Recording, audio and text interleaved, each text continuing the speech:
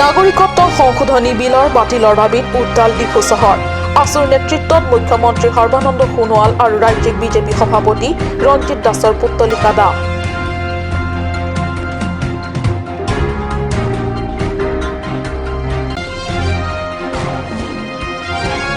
হামৰেন বন সুৰক্ষা বিভাগৰ সফলতা মেঘালয় পশ্চিম কাৰ্বি আংলঙৰ সীমান্ত এলেকা উমবাছত বন সুৰক্ষা বাহিনীৰ দ্বাৰা জব্দ চোৰাং কাঠৰ কুণ্ডা কঢ়িওৱা অবৈধ 5খন ট্ৰাক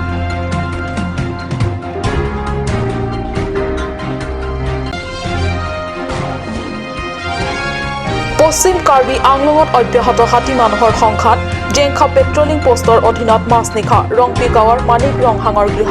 লণ্ড ভণ্ড বনৰীয়া হাতীৰ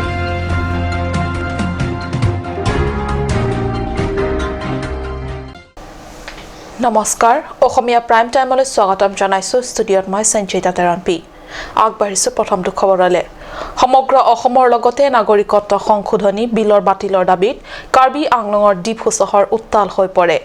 আছুৰ জিলা সমিতিৰ নেতৃত্বত এক বিশাল প্ৰতিবাদী সমদলে নাগৰিকত্ব সংশোধনী বিলৰ বাতিলৰ শ্লোগান দি ৰাজ্যৰ মুখ্যমন্ত্ৰী সৰ্বানন্দ সোণোৱাল আৰু ৰাজ্যিক বিজেপি সভাপতি ৰঞ্জিত দাসৰ পুত্তলিকা দাহ কৰে চহৰৰ ৰাজপথত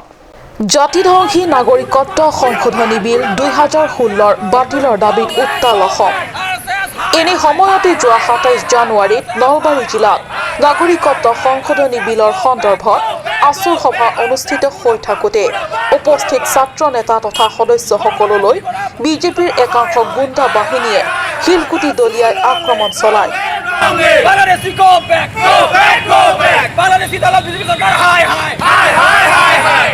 মন্ত্ৰী হিমন্ত বিশ্ব শৰ্মাৰ সন্মুখতে এইবোৰ ঘটনা সংঘটিত হৈ আছিল আৰু আচৰিত ধৰণে অসম আৰক্ষীয়েও এই ক্ষেত্ৰত নীৰৱ দৰ্শকৰ ভূমিকা পালন কৰে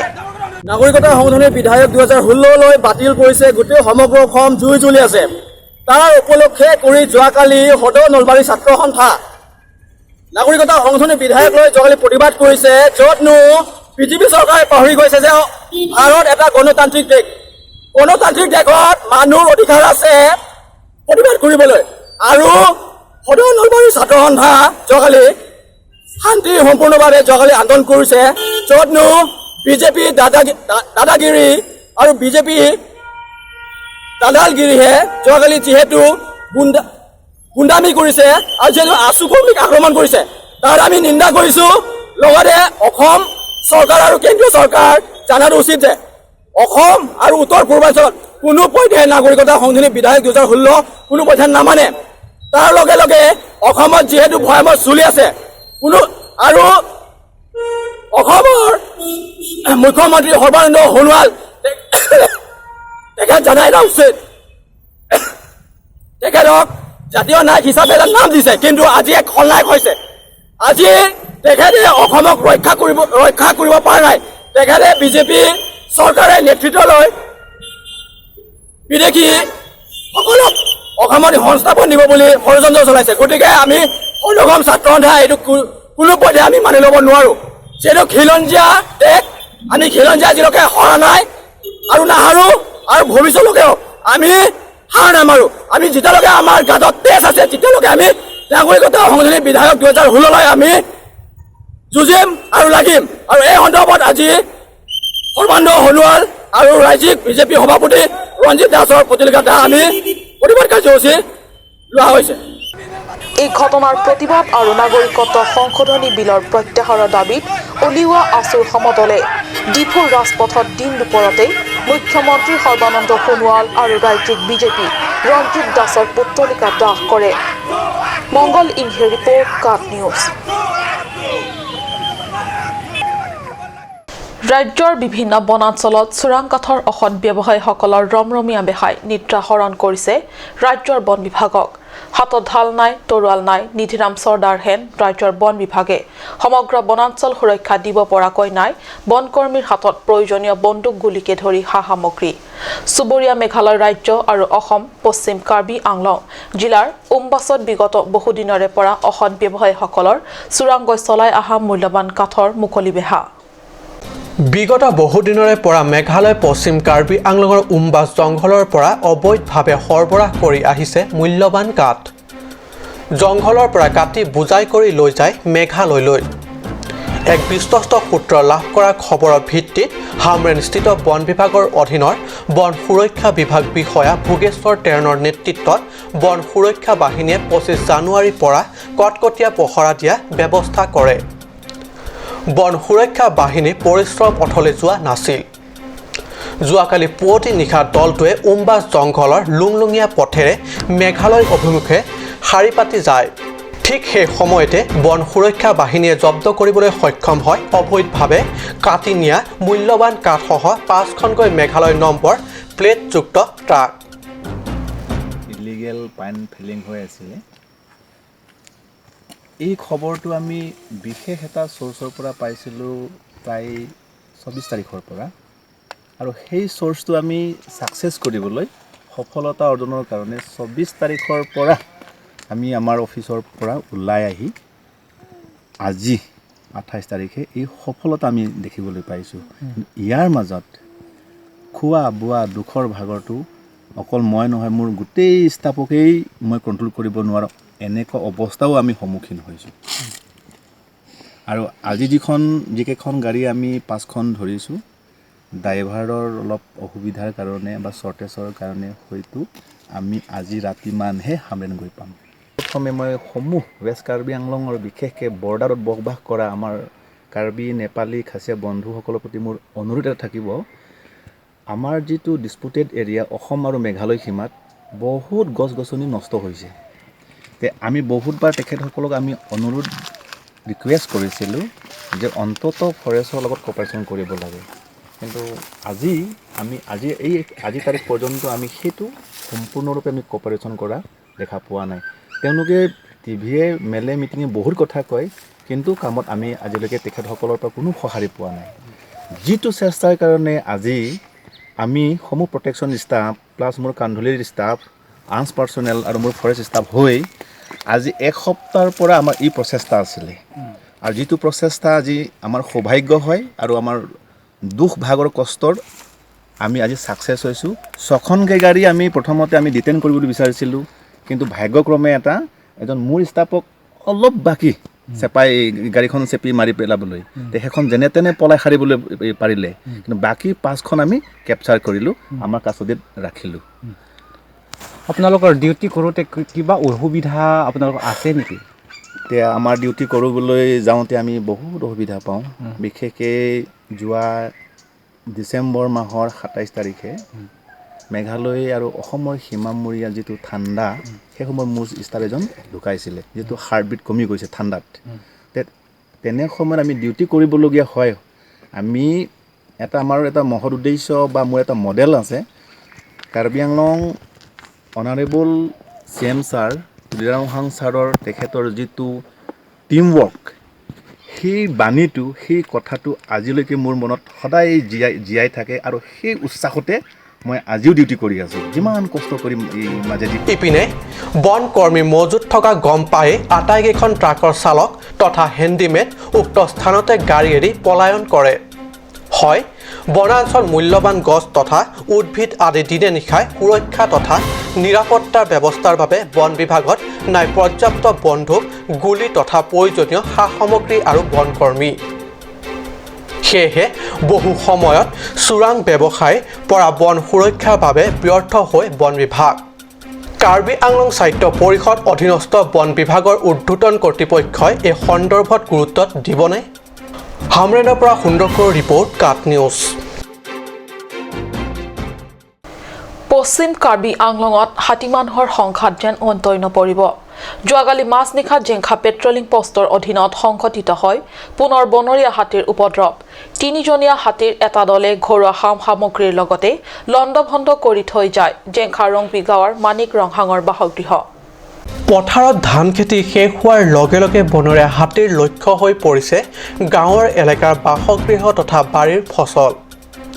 খোৱাৰ খাদ্য বিচাৰি আহি বাৰীৰ ফচল খাই তছনছ কৰাৰ লগতে ঘৰ বাৰীও আক্ৰমণ কৰিবলৈ ধৰিছে বনৰীয়া হাতীয়ে। যোৱাকালি নিশা প্ৰায় 2মান বজাত 3জনীয়া হাতীৰ জাক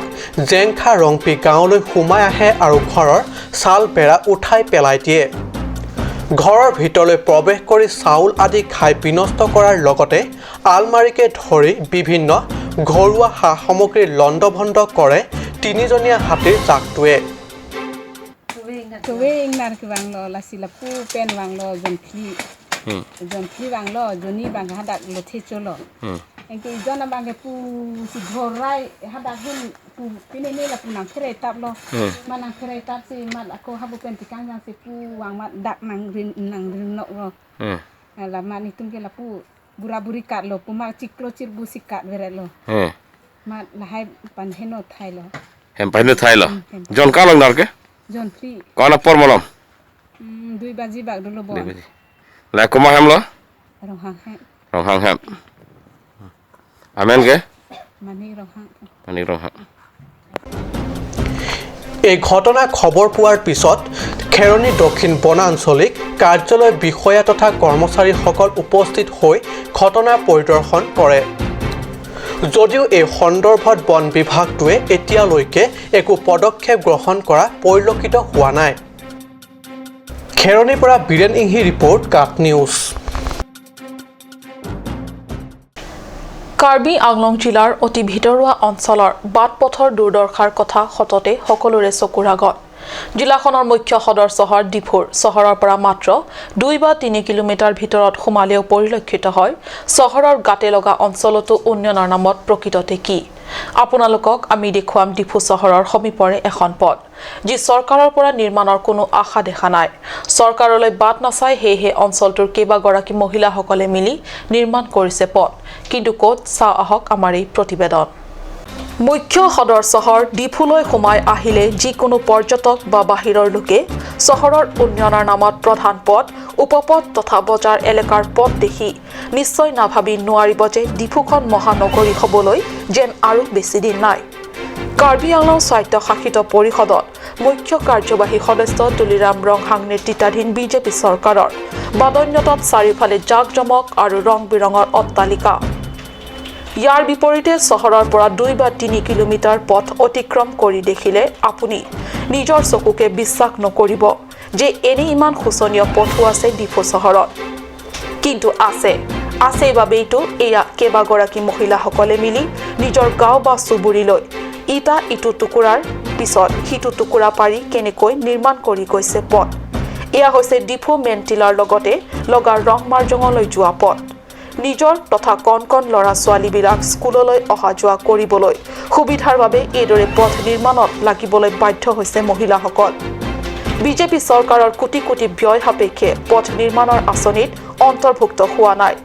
সোমাবলৈ ডিফু নগৰ সমিতিৰ বাবে CM ৰংহাঙে ডিফু নগৰ সমিতিৰ ৱাৰ্ড কমিছনাৰসকলৰ শপত গ্ৰহণ অনুষ্ঠানত ঘোষণা কৰা 100 কোটি নগৰ উন্নয়নৰ লক্ষ্যৰে নিৰ্ধাৰিত কৰা পুঁজিৰ অধীনত এই অঞ্চলৰ পথ মেৰামতি তথা উন্নয়ন হ'বনে বিশেষ প্ৰতিবেদক কাট নিউজ সময় হৈছে সমবাণিজ্যিক বিৰতিৰ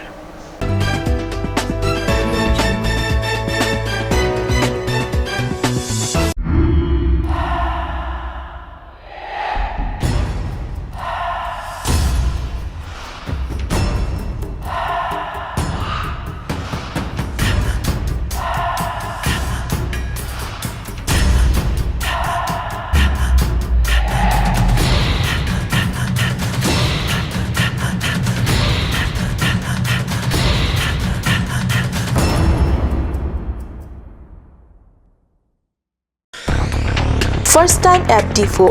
First International Trade Fair 2019 from 18 January to 30 January at DIFU Club. A huge branded and collection of handicrafts from different states of India such as Delhi, Kashmir, Ludhiana, Haryana, Maharashtra, Uttar Pradesh, Kolkata, Punjab, etc. A beautiful melamine kitchen items of Bangladesh are available here.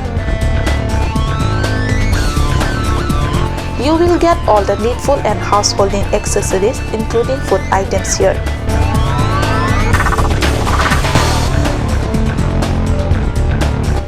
There is no any fee required for entry.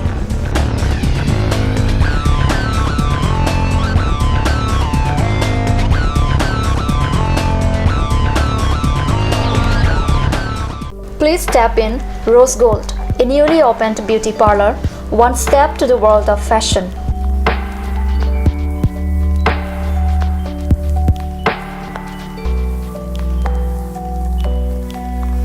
All kind of facilities are available here, such as hair spa, bleaching, makeup, pedicure and manicure, hair perming, straightening, body spa, facial, threading, waxing, etc.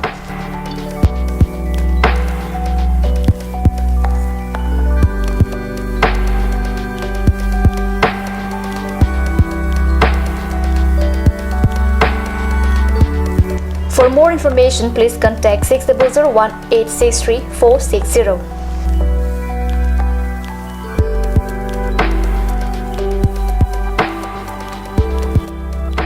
Rose Gold, a newly opened beauty parlor, first floor, Cakes Legacy Building, Main Market, Diffu.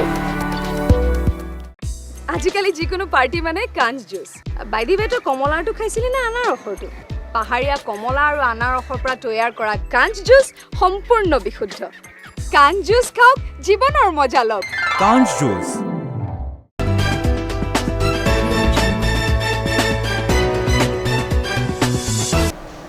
বিৰতিৰ পিছত পুনৰ স্বাগতম জনাইছো বাতৰি মজিয়ালৈ 2018-19 নতুন academy বৰ্ষ মহাবিদ্যালয়খনত ছাত্ৰ একতা সভা অনুষ্ঠিত কৰাৰ বাবে ডিফু চৰকাৰী মহাবিদ্যালয়ৰ অধ্যক্ষ ডক্টৰ নীৰৱ কুমাৰ শৰ্মাই তৎপৰ হৈ উঠাৰ বিপৰীতে বিৰোধী প্ৰতিক্ৰিয়া ব্যক্ত কৰিছে কাৰ্বি ছাত্ৰ সন্থাৰ নেতা সিমিয়ন ৰংফাৰে ডিপিচিকে অৰ্থাৎ ডিষ্ট্ৰিক্ট প্ৰেছ ক্লাবৰ কাৰ্যালয়ত দেওবাৰে অনুষ্ঠিত সংবাদ মেলত ছাত্ৰ নেতাগৰাকীয়ে নিজৰ প্ৰতিক্ৰিয়া ব্যক্ত কৰি কয় যে এতিয়া ছাত্ৰ একতা সভা নিৰ্বাচনৰ বাবে উপযুক্ত সময় নহয় লিন্ডো কমিশনৰ মতে প্ৰতিটো নতুন শিক্ষাবৰ্ষ আৰম্ভণিৰ ভাগতে কলেজ তথা মহাবিদ্যালয়সমূহৰ নিৰ্বাচন অনুষ্ঠিত হয় সেইমতে 2018-19 শিক্ষাবৰ্ষৰ ছেপ্টেম্বৰ মাহৰ ভিতৰতে ডিফু চৰকাৰী মহাবিদ্যালয়ৰ ছাত্ৰ একতা সভাৰ নিৰ্বাচন হ'ব লাগে বিপৰীতে মহাবিদ্যালয়খনৰ অধ্যক্ষ ডক্টৰ নীৰৱ কুমাৰ শৰ্মাই চলিত জানুৱাৰী মাহৰ শেষতে নিৰ্বাচনী প্ৰক্ৰিয়া যথাবিধিসমূহ সম্পন্ন কৰাৰ বাবে নিৰ্দেশ দিছে আৰু অহা ফেব্ৰুৱাৰী মাহৰ ভিতৰত নিৰ্বাচনখন অনুষ্ঠিত কৰাৰ সিদ্ধান্ত ঘোষণা কৰিছে অধ্যক্ষগৰাকীৰ এই নিৰ্দেশ তথা ঘোষণাৰ বিপৰীতে ছাত্ৰ একতা সভাৰ এই নিৰ্বাচন পিছুৱাই দিয়াৰ পক্ষপাতী কৰিছে কাৰ্বি ছাত্ৰ সন্থাৰ নেতা সিমিয়ন ৰংফাৰে